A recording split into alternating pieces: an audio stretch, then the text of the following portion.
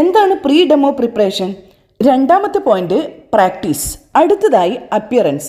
അങ്ങനെ നിങ്ങൾ നന്നായി എൻജോയ് ചെയ്ത് ക്ലാസ് എടുക്കുന്ന സമയത്ത് നിങ്ങൾക്ക് ചുറ്റും ഇരിക്കുന്നവരും നന്നായിട്ട് എൻജോയ് ചെയ്യും. നിങ്ങൾക്ക് ടീച്ചർ ആവണം, പക്ഷേ ഡെമോ ക്ലാസ് എടുക്കുമ്പോൾ കുട്ടികളെയും ഇന്റർവ്യൂ ചെയ്യുന്നവരെയും ഫേസ് ചെയ്യാൻ ബുദ്ധിമുട്ടുമാണ്. അതേസമയം നിങ്ങൾ നിങ്ങളെ കുറിച്ച് വിചാരിച്ചു വെച്ചിരിക്കുന്നത് നിങ്ങളുടെ ഇംഗ്ലീഷ് വളരെ മോശമാണ്, മാത്രമല്ല എനിക്ക് എക്സ്പീരിയൻസും ഇല്ല, അപ്പൊ പിന്നെ ഞാൻ എങ്ങനെ ഡെമോ ക്ലാസ് അറ്റൻഡ് ചെയ്യും? ഇങ്ങനെയൊക്കെ വിചാരിച്ച് വിഷമിച്ച് ഇരിക്കുന്ന പുതിയ ടീച്ചർമാരാണോ നിങ്ങൾ? എങ്കിൽ ഈ വീഡിയോ നിങ്ങൾക്കുള്ളതാണ്. അപ്പൊ എല്ലാവർക്കും വീഡിയോയിലേക്ക് സ്വാഗതം. നിങ്ങൾ പുതിയ ടീച്ചർമാർ വിചാരിക്കേണ്ടത് നിങ്ങൾ പഠിപ്പിക്കാൻ പോകുന്ന നിങ്ങളുടെ സബ്ജക്റ്റ് ആണ്, അതുകൊണ്ട് തന്നെ നിങ്ങൾക്ക് അതിൽ ടെൻഷൻ അടിക്കേണ്ട ഒരു കാര്യവുമില്ല. അതേസമയം നിങ്ങൾ ഡെമോ ക്ലാസ് എടുക്കുന്ന സമയത്ത് ഒരുപാട് നെർവസ് ആയി കഴിഞ്ഞാല് ആ ഇന്റർവ്യൂവിൽ വേണ്ടുന്നത്ര ശോഭിക്കാൻ അല്ലെങ്കിൽ പെർഫോം ചെയ്യാൻ നിങ്ങൾക്ക് പറ്റില്ല. അപ്പൊ നിങ്ങൾ നല്ല കോൺഫിഡന്റ് ആയിട്ട് ഇരിക്കുക. അങ്ങനെയാണെങ്കിൽ മാത്രമേ നിങ്ങൾക്ക് ആ ഇന്റർവ്യൂ നന്നായിട്ട് അറ്റൻഡ് ചെയ്യാൻ വേണ്ടി കഴിയുള്ളൂ. നിങ്ങൾ കുട്ടികളുടെ മുന്നിലോ അല്ലെങ്കിൽ ഇന്റർവ്യൂ ചെയ്യുന്നവരുടെ മുന്നിലോ നെർവസ് ആയിരിക്കേണ്ട ഒരു കാര്യവുമില്ല. അവരെ പേടിക്കേണ്ടതായ ഒരു കാര്യവും നിങ്ങൾ ടീച്ചർമാർക്കില്ല. അല്ല, നിങ്ങൾ നെർവസ് ആയി തുടങ്ങി കഴിഞ്ഞാല് കുട്ടികൾ വിചാരിക്കും നിങ്ങൾക്ക് സബ്ജക്ട് നോളജ് ഇല്ല, ടോപ്പിക്കിനെ കുറിച്ചും ഒന്നും അറിയില്ല. അപ്പൊ ഇവരെന്ത് ചെയ്യും? ടോപ്പിക്കിന് പുറത്തുള്ള ക്വസ്റ്റ്യൻസ് ഒക്കെ ചോദിച്ച് നിങ്ങളെ ബുദ്ധിമുട്ടിക്കാൻ വേണ്ടി തുടങ്ങും. അപ്പൊ അതിനുള്ള ഉത്തരം നിങ്ങൾക്ക് പറയാൻ പറ്റാതെ വന്നാല് ആ ഇന്റർവ്യൂവിൽ നിങ്ങൾക്കൊരു നെഗറ്റീവ് ഇമ്പാക്റ്റ് ആണ് ഉണ്ടാവുക. ഇനി നമുക്ക് കുറച്ച് ഇമ്പോർട്ടന്റ് ആയിട്ടുള്ള കാര്യങ്ങൾ ഡിസ്കസ് ചെയ്യാം. അത് നിങ്ങൾക്ക് വളരെ സിമ്പിൾ ആയിട്ട് ഫോളോ ചെയ്യാൻ പറ്റുന്ന കാര്യങ്ങളുമാണ്. അപ്പൊ നിങ്ങളൊരു നോട്ട്ബുക്കിൽ ഞാൻ ഇനി പറയാൻ പോകുന്ന പോയിന്റ്സ് എഴുതിയിടുകയാണെങ്കിൽ അടുത്ത ഡെമോ ക്ലാസ്സിന് പോകുമ്പോൾ നിങ്ങൾക്ക് അത് ഉപകാരപ്പെടും. അപ്പോൾ ഒന്നാമത്തെ പോയിന്റ് പ്രീ ഡെമോ പ്രിപ്പറേഷൻ. എന്താണ് പ്രീ ഡെമോ പ്രിപ്പറേഷൻ?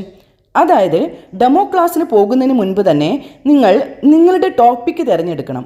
നിങ്ങളുടെ ഫേവറേറ്റ് ആയ ടോപ്പിക്ക് തന്നെ നിങ്ങൾ തിരഞ്ഞെടുക്കാൻ വേണ്ടി ശ്രമിക്കണം. ആ ടോപ്പിക്കിനെ കുറിച്ച് നിങ്ങൾക്ക് നല്ല അറിവുണ്ടായിരിക്കണം, മാത്രമല്ല അത് നന്നായി എക്സ്പ്ലെയിൻ ചെയ്യാനും നിങ്ങൾക്ക് കഴിയണം. അങ്ങനെ ഒരു ടോപ്പിക്ക് വേണം നിങ്ങൾ ഡെമോ ക്ലാസ്സിന് വേണ്ടി തിരഞ്ഞെടുക്കാൻ. രണ്ടാമത്തെ പോയിന്റ് പ്രാക്ടീസ്.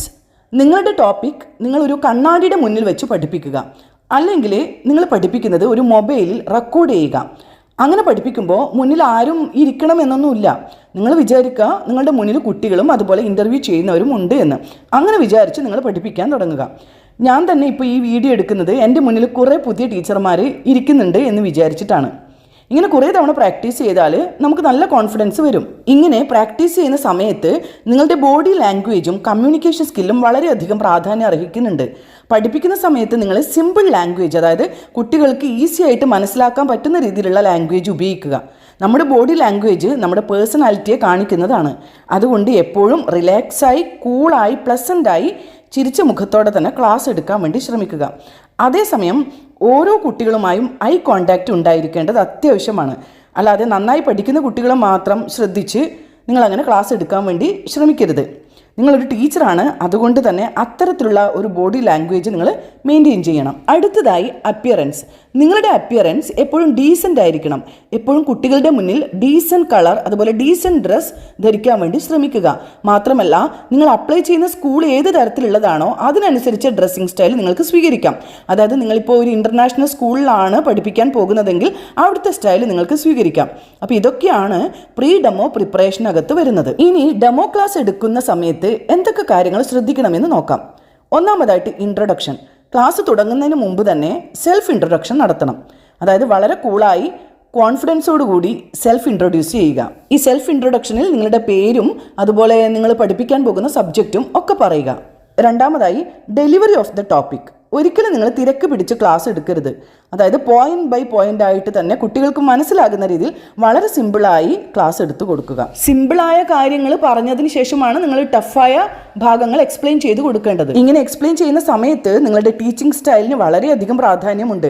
എത്ര കോൺഫിഡൻസോട് കൂടിയാണ് നിങ്ങൾ പറയുന്നത്, അതുപോലെ നിങ്ങളുടെ ബോഡി ലാംഗ്വേജ്, നിങ്ങൾ എക്സ്പ്ലെയിൻ ചെയ്യുന്ന രീതി, ഇതൊക്കെ വളരെ ഇമ്പോർട്ടൻ്റ് ആണ്. നിങ്ങൾ നിങ്ങളുടെ കൈ ഉപയോഗിച്ചും ബോർഡ് ഉപയോഗിച്ചും അതുപോലെ TLM ഉപയോഗിച്ചും കുട്ടികളെ മനസ്സിലാക്കി കൊടുക്കാൻ വേണ്ടി ശ്രമിക്കുക. ഡെമോ ക്ലാസ് എടുക്കുന്ന സമയത്ത് നിങ്ങൾ ഇൻ്റർവ്യൂ ചെയ്യുന്നവരെ കുറിച്ച് അമിതമായി ചിന്തിക്കരുത്. നിങ്ങൾ നിങ്ങളുടെ എക്സ്പ്ലനേഷനിൽ മാത്രം ശ്രദ്ധിക്കുക.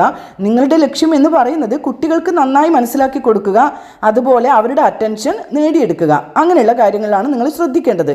അങ്ങനെ നിങ്ങൾ നന്നായി എൻജോയ് ചെയ്ത് ക്ലാസ് എടുക്കുന്ന സമയത്ത് നിങ്ങൾക്ക് ചുറ്റും ഇരിക്കുന്നവരും നന്നായിട്ട് എൻജോയ് ചെയ്യും. അടുത്തതായി യൂസ് ബോർഡ്. ചില സമയത്ത് അമിതമായ ടെൻഷൻ കാരണം ബോർഡ് ഉപയോഗിക്കാൻ നമ്മൾ മറന്നു പോകും. ടീച്ചിങ്ങിൽ ബോർഡ് യൂസ് ചെയ്യുക എന്നുള്ളത് വളരെ ഇമ്പോർട്ടൻ്റ് ആയിട്ടുള്ള ഒരു കാര്യമാണ്. പഠിപ്പിക്കുന്ന സമയത്ത് നിങ്ങൾ ബോർഡ് യൂസ് ചെയ്തില്ല എന്ന ഒരു പരാതി ഇൻ്റർവ്യൂ ചെയ്യുന്നവരുടെ ഭാഗത്ത് നിന്ന് ഒരിക്കലും നിങ്ങൾ പറയിപ്പിക്കരുത്. അതുകൊണ്ട് നിങ്ങൾ വീട്ടിൽ വെച്ച് പ്രാക്ടീസ് ചെയ്യുമ്പോൾ തന്നെ അതൊരു ശീലമാക്കുക. അടുത്തതായി ഡോണ്ട് ഷോ യുവർ ബാക്ക്.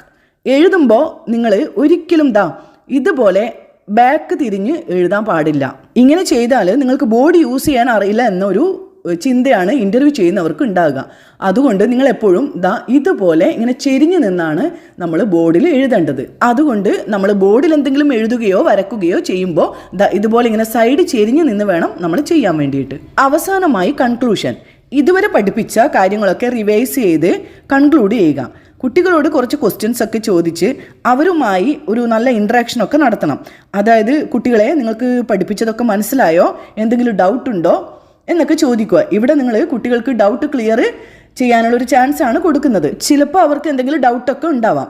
ആ ഡൗട്ടൊക്കെ ക്ലിയർ ചെയ്തുകൊണ്ട് കുട്ടികൾക്ക് ചില പോസിറ്റീവ് ഫീഡ്ബാക്ക് അവർ അപ്രീഷിയേറ്റ് ചെയ്തുകൊണ്ട് പറയണം. പിന്നെ ഏറ്റവും അവസാനമായിട്ട് ശ്രദ്ധിക്കേണ്ട ഒരു പ്രധാനപ്പെട്ട കാര്യം എന്ന് പറയുന്നത്, നിങ്ങൾ അതുവരെ എന്തൊക്കെയാണോ ബോർഡിൽ എഴുതി വെച്ചിട്ടുള്ളത് അത് മുഴുവൻ മായ്ച്ച് കളയാൻ വേണ്ടിയിട്ട് ഒരിക്കലും നിങ്ങൾ മറക്കരുത്.